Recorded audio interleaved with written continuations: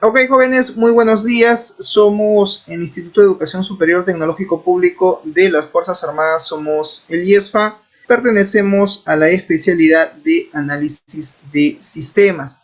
El día de hoy vamos a desarrollar la unidad didáctica diseño de base de datos. El tema que vamos a abordar el día de hoy es hablar sobre los tipos de datos que existen en SQL Server. Esta vendría a ser nuestra actividad de aprendizaje número 14. Bien. Ok, hemos hablado que cuando creamos una base de datos en SQL Server tenemos que tener en cuenta cuáles son los tipos de datos. Los tipos de datos hacen básicamente referencia a los tipos de valores que vamos a asignar a cada una de las columnas, a cada uno de los campos de, en este caso, nuestras tablas de nuestra base de datos, ¿sí? Entonces vamos el día de hoy a hablar un poquito acerca de cuáles son estos tipos de datos que existen en SQL y que debemos de saber diferenciar entre cada uno de ellos, de los que existen, para poder asignar adecuadamente estos tipos de datos a nuestras tablas. Dicho sea de paso, ya en la fase de modelamiento y diseño de una base de datos hemos ido asignando los tipos de datos como char, varchar, int, numeric, image, datatype, etc. Pero ahora vamos a verlo ya a nivel teórico. ¿Estamos de acuerdo? Muy bien, en ese sentido, entonces damos inicio a nuestra sesión. Bien, como toda sesión de clases, pues tiene que haber una finalidad, un propósito o un logro. Lo que se busca en esta sesión día de hoy es que ustedes puedan implementar restricciones de campo que validen el ingreso de datos no válidos, que validen el ingreso de aquellos datos que nosotros quizás consideremos como datos incorrectos, como datos no válidos para nuestras tablas de nuestra base de datos. De acuerdo, claro está, con el análisis de requerimientos del usuario. Profesor, una pregunta. ¿A qué se refiere cuando usted dice implementar restricciones de campo? Pues bien, dentro de una base de datos tenemos tablas, ¿sí? Y cada tabla pues tiene una serie de columnas y cada columna debe validar qué dato es el que se va a registrar dentro de esa columna antes de que el dato sea, digamos, almacenado en ese campo, en esa columna. Tiene que haber un filtro, tiene que haber una validación previa. Un ejemplo, tienes por decir el campo apellidos. En la tabla, en la base de datos, por ejemplo, de la tabla clientes, por decir la tabla cliente, columna apellidos, o de repente tienes la columna apellido paterno, apellido materno, etc. Debería dicho campo admitir solamente el ingreso de letras y no números. ¿Me dejo entender?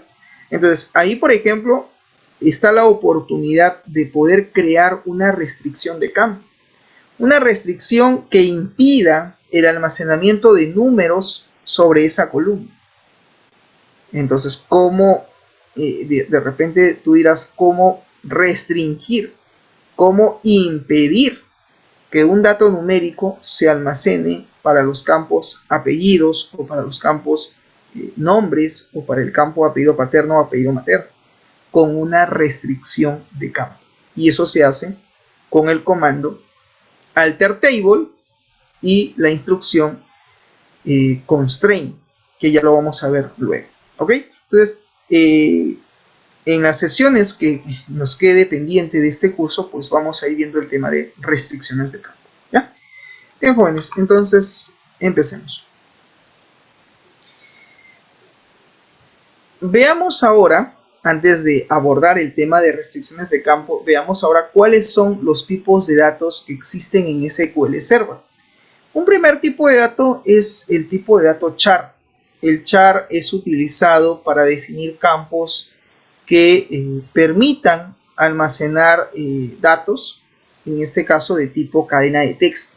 Es decir, el tipo de dato char es utilizado para almacenar datos de tipo string, donde la longitud de caracteres almacenar debe ser fija y no variable. Es decir, si tú tienes un dato que tú sabes que la longitud de caracteres, es decir, la cantidad de dígitos a almacenar, siempre va a ser fijo y no va a variar, nunca va a cambiar, entonces mi sugerencia es que utilices el tipo de dato char. Profesor, un ejemplo, el campo root. En el caso del root, yo siempre le pongo char. ¿Por qué char? Porque el registro único de contribuyente, es decir, el RUC, de acuerdo a SUNAT, en el caso de Perú, nos indica que siempre el RUC debe de ser de 11 dígitos. Nunca va a cambiar, al menos no por ahora. No existe un RUC que tenga menos de 11 dígitos ni más de 11 dígitos. Es exacto. Entonces ahí tenemos una longitud de caracteres de tipo fijo, que no es variable. En ese caso, solo en ese caso, se recomienda utilizar el tipo de dato char. Profesor, ¿y cuánto utilizar varchar? Cuando los datos a almacenar en una columna son variables, es decir, pueden ser, en este caso, de más o menos dígitos y no son datos fijos, no son datos constantes, ¿no? Por ejemplo, en el caso de los apellidos, tenemos, por ejemplo, el apellido, por decir, Taipe, ¿no? Taipe tiene 5 dígitos. En cambio, si yo digo el apellido Suárez, no, Suárez tiene 6 dígitos. ¿Estamos? Entonces, ahí hay una variación. O de repente digo el apellido Cuchuñaupa. Y Cuchuñaupa tiene más de 5 dígitos. Es variable. Entonces, en ese caso, el tipo de dato sería varchar. Para el caso de los apellidos, para el caso de los nombres, se recomienda usar el tipo de dato varchar. ¿Por qué? Porque no todas las personas tienen, en cuanto al apellido y el nombre, pues la misma longitud de caracteres, ¿no? En algunos casos varía. Veamos a continuación algunos ejemplos de campos a los cuales les podemos asignar el tipo de dato char. Tenemos, por ejemplo, el campo RUC, tenemos, por ejemplo, el campo DNI, Documento Nacional de Identidad, tenemos, por ejemplo, el campo código de cliente, ¿no? Yo particularmente a todos los códigos, ya sea pues código de cliente, código de empleado, código de usuario, siempre utilizo el tipo de dato char, ¿no? Le pongo código de cliente, char de 5, código de empleado, char de 5, código del producto, de repente, ¿no? Puede ser char de 5 o char de 6, código del área, por decir, ¿no? Char de 4, significa que 4 dígitos es lo que va a almacenarse para lo que es el código del área. Código de cargo, un char de 5, ¿no? Porque son 5 dígitos los que quiero que se almacenen. Entonces, quizás la reflexión sería, profesor, entonces yo como especialista de sistemas, yo como DBA, como futuro DBA, como futuro Database Administrator o como futuro administrador de base de datos, debo de asignar la longitud de caracteres. Sí, no solamente el tipo de dato, sino que también hay que definir cuántos dígitos es lo máximo que va a almacenar dicho campo o dicha columna. ¿Ok? Otro ejemplo de campo al cual podemos asignar digamos, el tipo de dato char es, por ejemplo, el campo número de pedido, ¿no? El número de pedido pues también puede ser un char, ¿no? Char de 10 o char de 12, ¿no? Significa que hasta 12 dígitos. Entonces, repito, la cantidad de dígitos lo vas a tener que definir tú como administrador de base de datos, ¿ya? Otro campo al cual podemos asignarle tipo de dato char sería el número de factura. Bien, tenemos también el tipo de dato varchar. Varchar es el tipo de dato que es utilizado para definir campos que permitan almacenar datos de tipo string, datos de tipo cadena de texto, donde la longitud de caracteres pues, debe ser variable y no fija. Además, que solo guardará físicamente los espacios utilizados, los espacios ocupados, a diferencia del tipo de dato char que almacena la cadena de texto y autocompleta con espacios en blanco hasta alcanzar el total de caracteres definido. Ejemplo de campos a los cuales se le puede asignar el tipo de dato varchar. Como te decía, ¿no? Los apellidos, los nombres, la dirección, el nombre del distrito, la descripción del artículo, la presentación del producto, el nombre de la marca, de repente el nombre de la marca del producto o el nombre de la categoría del producto. Todos esos campos, todos esos datos pueden ser del tipo varchar. Profesor, una pregunta. Si tengo el campo observación, por decir observación del producto, observación de repente del cliente, observación de la factura o de repente observación del pedido, etcétera, también puedo asignarle el tipo de dato varchar.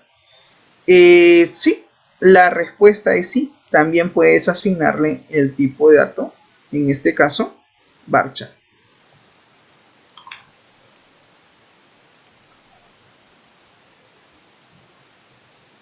Bien, el otro tipo de dato que existe en SQL es el tipo de dato int.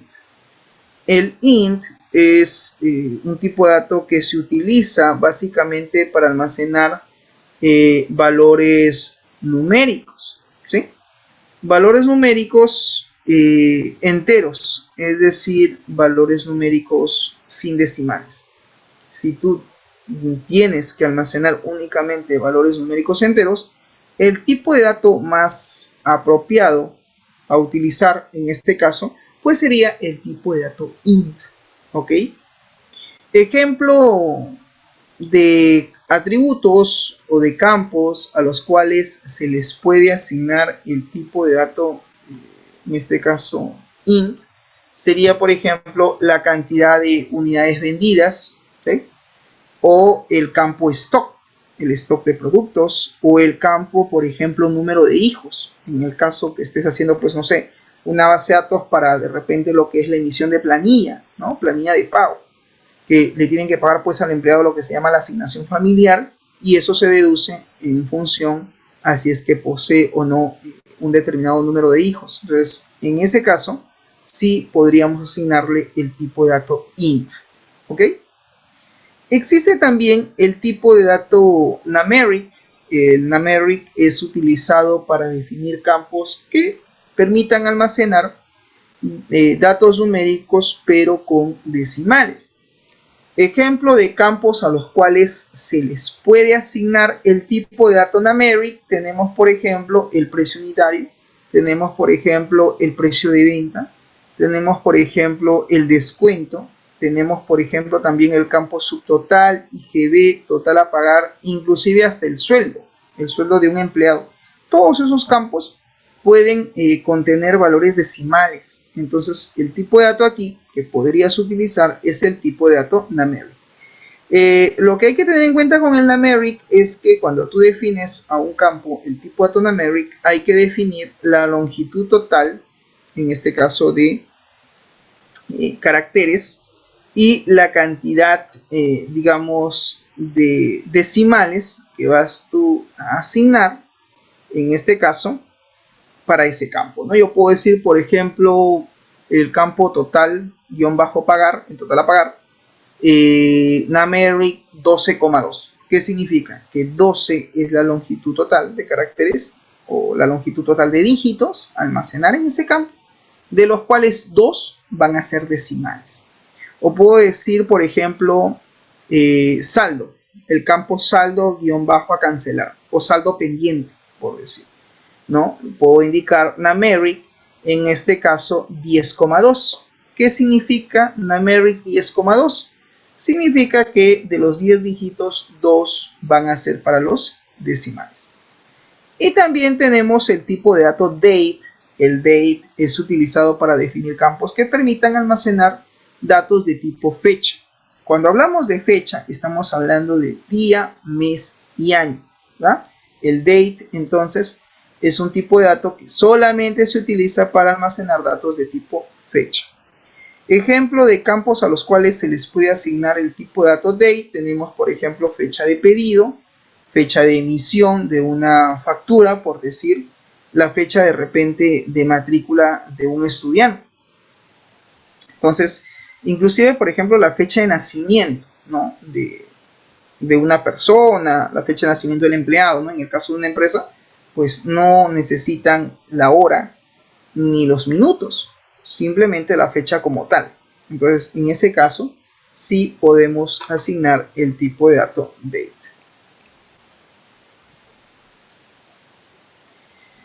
Bien, otro tipo de dato que existe es el datetime. El datetime es utilizado para definir campos que permitan, en este caso, almacenar datos de tipo fecha y hora. Ejemplo de campos a los cuales se les puede asignar el tipo de dato datetime. Tenemos, por ejemplo, la fecha de nacimiento, ¿no? De una persona, en el caso de una clínica, en el caso de un hospital, pues ahí quizás sí se necesite almacenar no solamente el día, el mes y el año, sino también la hora y los minutos. Entonces, en ese caso, sí sería un datetime. Otro ejemplo de campo al cual podemos asignar este tipo de datos sería la fecha de deceso, la fecha de muerte, de fallecimiento de una persona, ¿no? En el caso, por ejemplo, de la morgue, ¿no? de un hospital, pues ahí sí necesitan registrar no solamente el día, el mes y el año en la que ha fallecido quizás algún paciente, sino también tomar nota de la hora del deceso, la hora del fallecimiento. Entonces, en ese caso, en esa base de datos, tomando ese ejemplo, claro está, sí tendría que asignarse para el campo fecha de deceso, datetime. Otro campo al cual podemos asignarle un datetime sería la fecha de emisión, ¿no? del pedido, de un pedido de repente que ha sido solicitado pues vía delivery. Entonces ahí obviamente necesitamos almacenar la hora en la cual se solicitó el pedido, ¿no? A qué hora se solicitó ese pedido cuya entrega va a ser vía delivery, ¿no? No solamente que vaya a la fecha como tal, no día, mes, año, sino también la hora. Otro campo al cual también podemos asignarle un datetime sería la fecha de entrega de un pedido, ¿no? Porque es importante registrar cuándo se entregó el pedido, ¿no? En domicilio, sino que también importante la hora, ¿no? Porque el cliente después puede aducir de que de repente el pedido se le entregó 2 o 3 o 4 horas después de la fecha de solicitud o la fecha de registro del pedido vía delivery, la fecha de emisión del pedido vía delivery, ¿no? Y puede decir, mira, me han entregado el pedido 3 horas después. Entonces, si en el sistema, si en la base de datos, quien diseñó el sistema no consideró el tipo de dato datetime para el campo fecha de entrega de pedido, la pregunta es, nosotros como empresa, ¿cómo refutamos? ¿Cómo refutamos lo que manifiesta, en este caso, el cliente, si es que no tenemos esa información almacenada en la base de datos? En cambio, al tener el campo fecha de entrega no solamente almacenado el día, el mes del año, sino también la hora de la entrega del pedido, entonces podemos contrastar lo que manifiesta el cliente con la información que tenemos en nuestro sistema. Ahí sí hay una manera de validar o confrontar los datos, ¿no? Otro ejemplo de tipo datetime de este tipo de datos sería, por ejemplo, para el campo fecha de préstamo de un libro o la fecha de préstamo de un material bibliográfico en el caso de una biblioteca. Es importante para saber no solamente la fecha en la cual se inició el préstamo, sino a qué hora del día se hizo el préstamo, si fue en la mañana, fue en la tarde, ¿no? O quizás minutos antes de que cierre la biblioteca, pero toda esa información tiene que estar registrado en la base de datos. El otro tipo de dato que también existe es el tipo de dato text, el cual es utilizado para definir campos que permitan pues almacenar datos de tipo memo. ¿Qué significa datos de tipo memo? Es decir, queremos almacenar de repente una secuencia larga de caracteres, es decir, de repente queremos almacenar hasta más de 255 caracteres en un campo, entonces ya no te recomiendo que utilices varchar, sino que utilices el tipo de dato text, ¿no? Text, porque text es el que mejor se, se asemeja o se va a acoplar al tipo de información que nosotros queremos almacenar.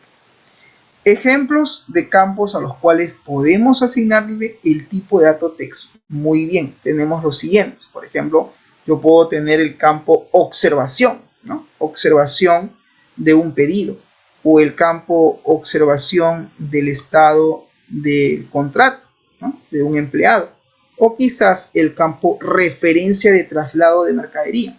Entonces de repente ha ocurrido algún evento, algún suceso, y queremos tomar nota de lo que ha sucedido en la entrega de la mercadería o en la entrega del pedido.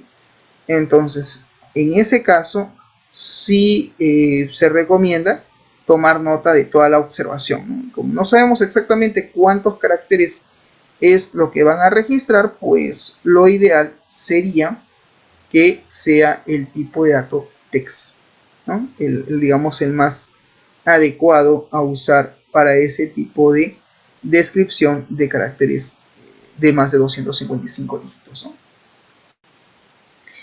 El otro tipo de dato es image. El image es muy parecido al bar binary. El bar binary es un tipo de dato que es casi similar al image en el sentido que permite almacenar imágenes, ¿no? Image es utilizado para definir campos que permitan almacenar datos de tipo imagen. Recuerda que una imagen también es información, ¿no? Es una secuencia de datos o de caracteres de tipo binario, ¿no?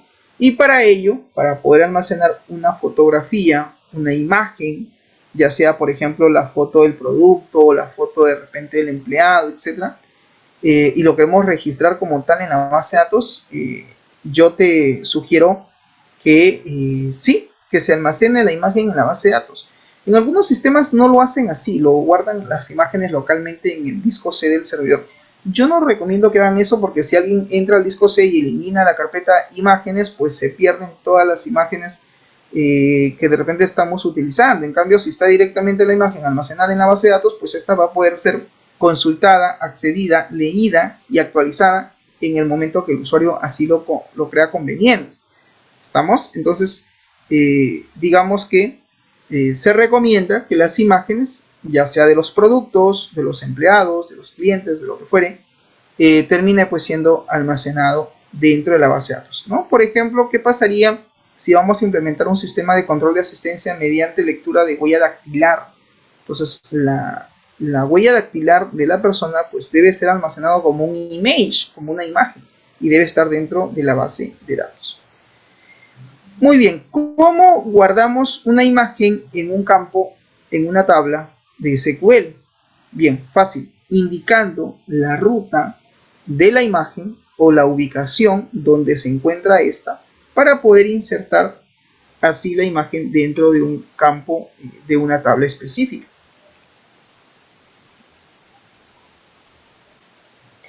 Ok, ejemplo de los campos, ¿no? A los cuales se les puede asignar el tipo dato image, como decía, la fotografía quizás de un producto, la fotografía de repente de un empleado o la fotografía de la huella dactilar o digital de una persona, ¿no? De un empleado también, ¿por qué no? ¿Cómo insertamos datos en SQL con el comando insert into? Recuerda que el insert into se utiliza para insertar datos en una tabla. Yo, por ejemplo, digo insert into, ¿cómo se llama mi tabla? Artículo. Perfecto. Abro paréntesis. Y vas a colocar en orden, ¿no? El orden de cómo están las columnas en la tabla artículo.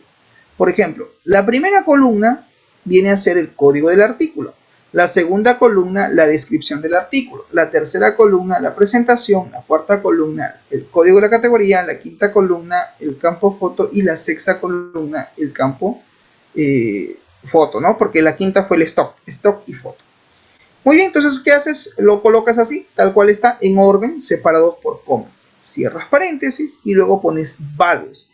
El values hace referencia a los valores que queremos insertar, ¿no? Por ejemplo, digo aquí, values, abro paréntesis y entre apóstrofes coloco, ¿no? art001, significa el artículo 1, coma. Luego viene la siguiente columna, o sea, el siguiente dato, lavadora de 12 kilogramos. Eso va entre apóstrofes. ¿Por qué entre apóstrofes, profesor, o comilla simple? Porque es un string, porque es un char, porque es un varchar. Siempre los char, varchar, inclusive el tipo de dato text, inclusive también la fecha, va entre apóstrofes o comilla simple. Solamente aquellos datos que son numéricos enteros o de tipo numeric o de tipo decimal o de tipo money no va entre apóstrofes. ¿Estamos? Luego dices coma, siguiente campo, siguiente dato, caja, que iría a la columna presentación, coma, entre apóstrofes el código y la categoría, ¿no? En este caso, este cat03 se supone que debe de existir dentro de lo que viene a ser la, digamos, el código, ¿no? El código de la categoría que queremos insertar, ¿no? Que es un foreign key, ¿no? En el caso de código de categoría tenemos que asegurarnos que ese código exista en la tabla que se supone tiene la relación, ¿no? Que tiene la llave primaria. Luego viene el stock. En este caso hemos puesto 100, puede ser un valor de repente de más o menos cantidades, e inclusive hasta 0, ¿no? De repente el stock es 0 unidades. Y luego viene el campo foto. Mira, en el caso de la foto, aquí tenemos que indicar la ruta, la ubicación, donde se encuentra la fotografía. En este caso, en el disco C, estoy indicando que se supone existe una carpeta llamada imágenes artículos y que dentro de esa carpeta existe un archivo llamado lavadora-12kg.jpg. Para insertar entonces una imagen en SQL, tienes que darle toda la ruta, toda la ubicación donde se encuentra la imagen. No solamente la ruta, sino el nombre del archivo, ojo, con la extensión. Profesor, ¿qué tipo de imágenes nos recomienda almacenar en una base de datos? Ok, puede ser JPG, un JPG, o podría ser incluso hasta un BMP, un mapa de bits, o inclusive un GIF. No recomiendo el GIF porque es de pésima calidad, ¿no? Digamos, la resolución más apropiada es un JPG. Si quieres tener imágenes, digamos, con alta resolución, una imagen de repente con alto contraste, con mayor nitidez, tendrías que tener imágenes con extensión PNG. Un archivo PNG es un archivo que tiene mejor resolución en cuanto a la imagen, pero no te recomiendo. ¿Por qué? Porque es un archivo pesado. Y imagínate si vas a registrar más de 100 fotografías de tipo PNG, vas a terminar llenando tu base de datos antes de tiempo, porque son muy pesados. Y también tiene que ver mucho la resolución, es decir, la dimensión de la imagen, de cuántos píxeles estamos hablando, de cuánto por cuánto, ¿no? Cuánto es el ancho y cuánto es el alto, ¿no? Eso también influye al momento de almacenar una imagen. Entonces, digamos que si deseas, si tienes buena capacidad de almacenamiento en disco, pues podrías almacenar un archivo PNG como imagen. Hay otra imagen que es mucho más pesado que el PNG, que es la imagen de extensión TIFF. T-I-F-F, TIFF. Un TIFF es de mucha mayor resolución, pero es más pesado también. Muy bien, siguiente tipo de dato, bit. El bit es utilizado para definir campos que permitan almacenar datos numéricos de tipo entero, en el cual solo se deben aceptar dos valores, el valor de 1 y el valor de 0, donde 1 significa verdadero o significa true o significa sí, y donde 0 significa falso o false o no. ¿Estamos? Entonces, de repente, por ejemplo, tienes un campo como el campo anulación-factura, o el campo anulación-cita médica, o el campo anulación-matrícula, o el campo de repente, no sé, anular pedido, por decir, ¿no? Anular-pedido. Entonces, si no quieres guardar un texto, puedes almacenar solamente dos valores, 1 o 0. 1 significa verdadero y 0 significa falso. Ese tipo de dato que deberías de utilizar debería ser un tipo de dato, en este caso, bit. El bit es el que se debería de emplear. ¿Ok?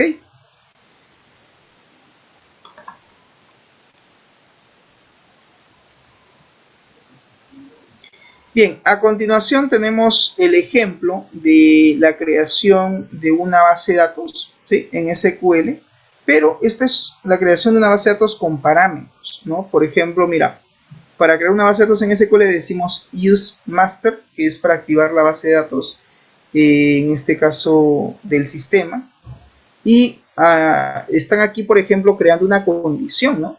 Vamos a evaluar, dice, si existe la base de datos database-b de empresa mi cache en el servidor. ¿Cómo validan eso? Con una condición. Y en programación la condición es un if. Decimos if exists, en este caso, para evaluar si es que existe dentro del SQL la base de datos B de empresa mi cache, que lo van a establecer, pero lo van a establecer, mira, a través de una consulta.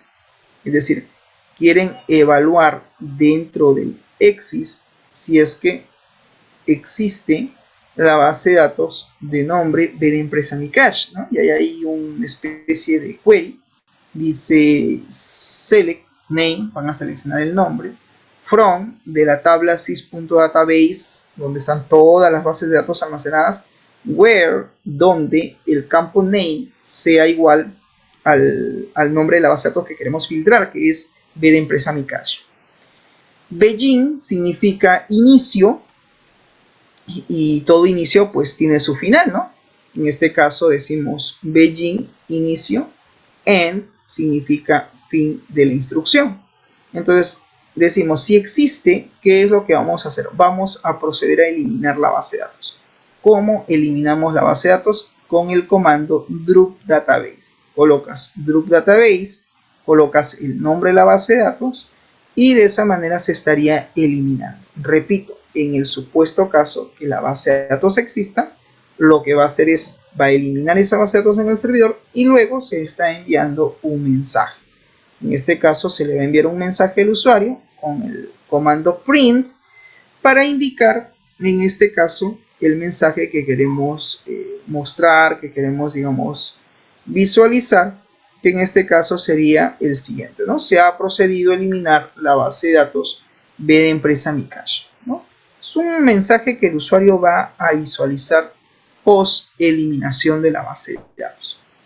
Como toda condición, ¿no? Tú sabrás que toda condición tiene un else, ¿no? Else significa de caso contrario. De caso contrario, que la base de datos no exista. De repente no, pues no existe. Si no existe, entonces la condición, la lógica, va a tomar otro camino. Y este camino sería el siguiente, ¿no? Por ejemplo, aquí están definiendo el begin y ese begin claramente tiene que estar cerrado, ¿no? Tiene que cerrar con el end, ¿no? Begin end. Muy bien, entonces dice si no existe la base de datos, viene por acá. Y aquí se va a proceder a crear la base de datos. Decimos create database, nombre de la base, B de empresa mi cache, on primary, y luego vamos a definir una serie de parámetros. Estos parámetros van a hacer referencia a lo que viene a ser, por ejemplo, lo que es el name, es decir, el nombre de la base de datos se llama B de empresa mi cache-dat. ¿Por qué le ponen dat, profesor? Porque una base de datos hemos dicho que está conformado por dos ficheros, el archivo de datos y el archivo lógico. El archivo de datos tiene una extensión, su extensión es MDF, ¿ya? Mientras que en el caso de una base de datos que hace referencia al archivo lógico o archivo de transacciones, este tiene la extensión LDF. Entonces, para poder diferenciar un fichero de otro, lo tenemos que hacer únicamente conociendo la extensión del archivo. Si es un MDF, es un archivo de datos o archivo físico. Si es un LDF, es un archivo lógico o un archivo de transacciones. Bien, entonces en el name se le ha dado, en el caso del archivo de datos, se le ha dado el nombre de B de empresa-mi cache-dat. Toda base de datos tiene que tener una ruta, tiene que tener una ubicación, donde es que se va a almacenar esos ficheros. Para esto indicamos el parámetro filename. Filename significa la ubicación o la ruta donde quiero que se almacene. En este caso, si observamos, se dice que en el disco C va a existir una carpeta llamada Database Empresa Mi Cache. Esta carpeta Database-Empresa Mi Cache es una carpeta que no existe en el disco C. Y otra observación que valdría la pena aclarar es que SQL no crea carpetas. SQL no te crea directorios. No, ya el directorio, la carpeta, lo tienes que crear tú manualmente. Te vas al disco C, defines tu carpeta y dentro de esa carpeta se supone que se va a almacenar o se va a crear el archivo que estamos haciendo referencia, que estamos indicando que queremos que sea pues un MDF, ¿no? Profesor, una pregunta, ¿qué pasaría si yo ejecuto el código sin haber creado la carpeta? Que me devuelve SQL. Error. Y el error sería que no existe el directorio. Te va a salir obviamente en inglés, donde te va a indicar directory no exists. El directorio pues no existe en la ruta especificada. Y eso significa que vas a tener que crear probablemente la carpeta, ¿no? Antes de ejecutar, en este caso, el script. Antes de ejecutar el código. Bien. Hay otros parámetros que se pueden utilizar para crear una base de datos. Sí, tienes el parámetro size, que significa tamaño inicial. Tienes el parámetro max size, que significa tamaño máximo. Y tienes también la propiedad file growth. File growth significa razón de incremento. Estos son los parámetros que te va a solicitar toda base de datos que quieres tú crear a través de parámetros. Recuerda que la forma más simple de crear una base de datos es decir, create database, nombre de la base de datos, F5 y listo. Pero esa no es una manera correcta de crear la base, porque al decir simplemente create database y el nombre de la base de datos, estás asignando o estás dejando que el propio SQL Server defina, en este caso, digamos, los valores de tamaño inicial, tamaño máximo, razón de incremento, y no es la idea. La idea es que nosotros mismos definamos esos valores, ¿ya? Y no dejar que el servidor decida qué espacio es el que le va a asignar para cada uno de esos parámetros. Ya, otro detalle.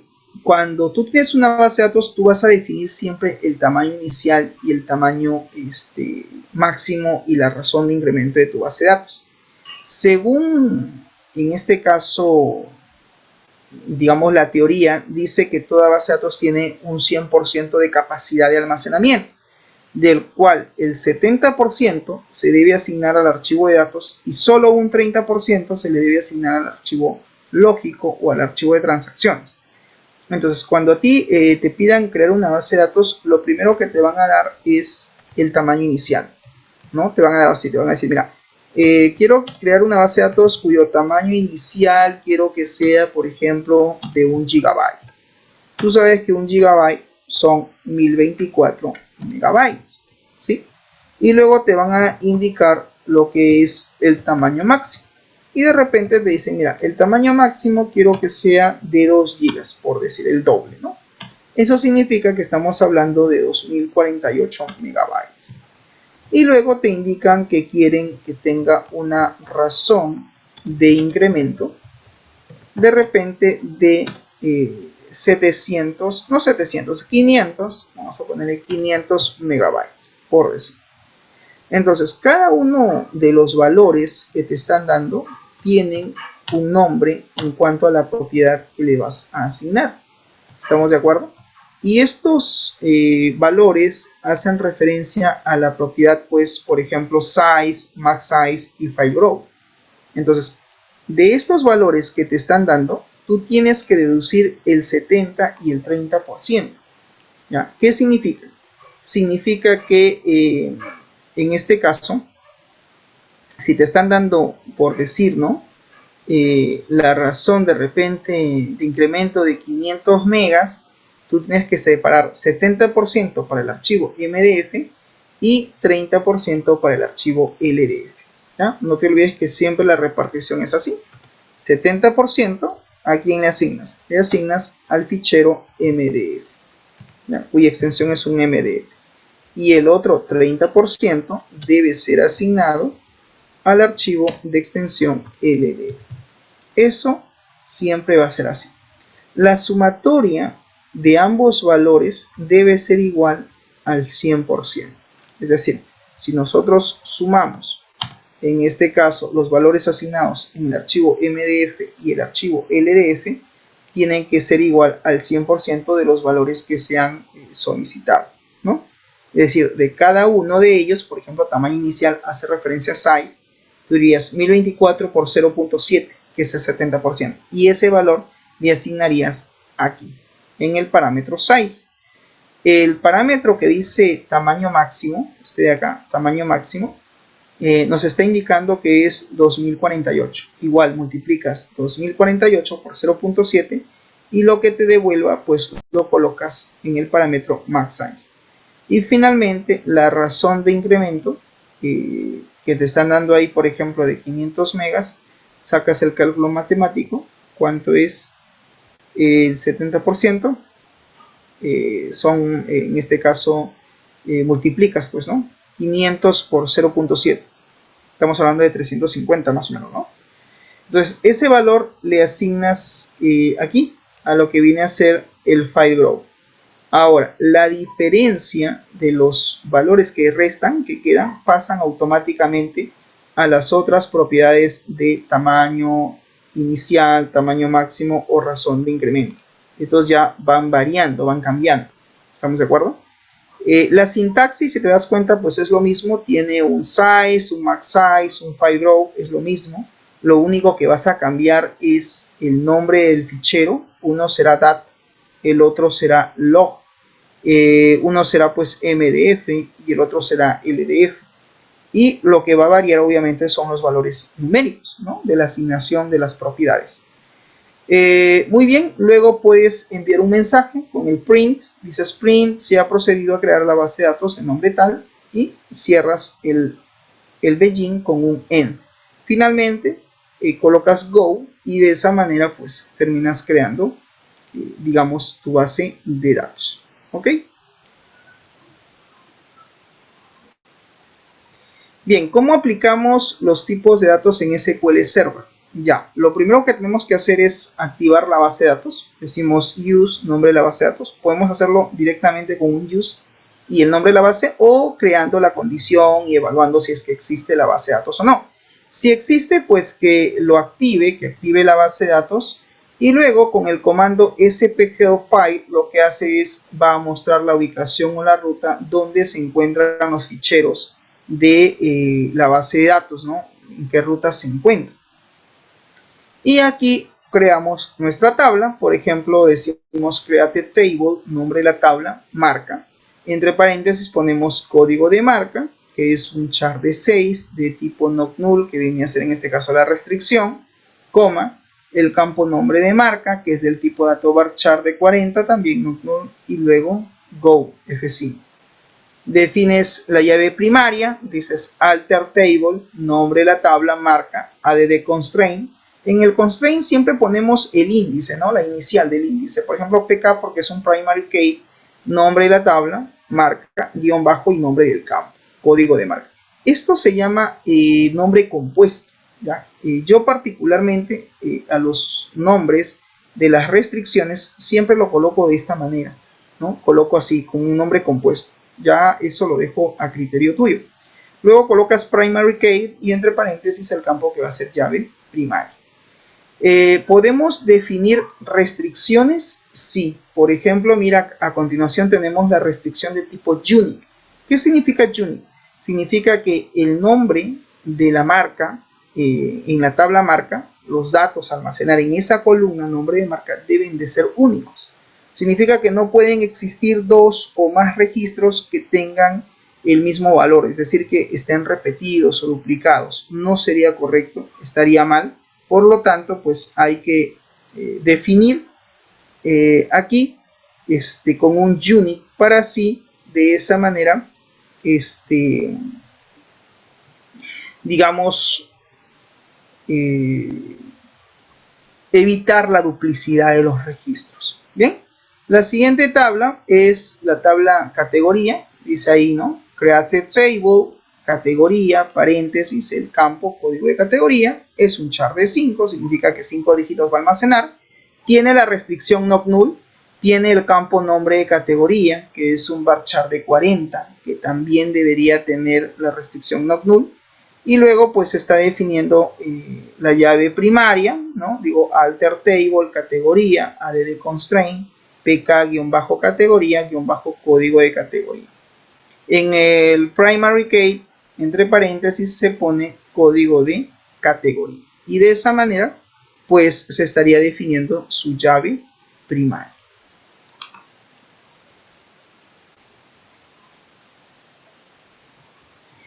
Bien, jóvenes, ¿preguntas hasta aquí? ¿Questions? ¿Alguna pregunta por parte de ustedes? ¿Ninguna? Ya. Ok, jóvenes, si no hay preguntas, entonces eso sería todo de mi parte. Muchas gracias por su atención y conmigo será hasta la próxima semana, Dios mediante. Nos vemos, que tengan un buen fin de semana. Chau, chau.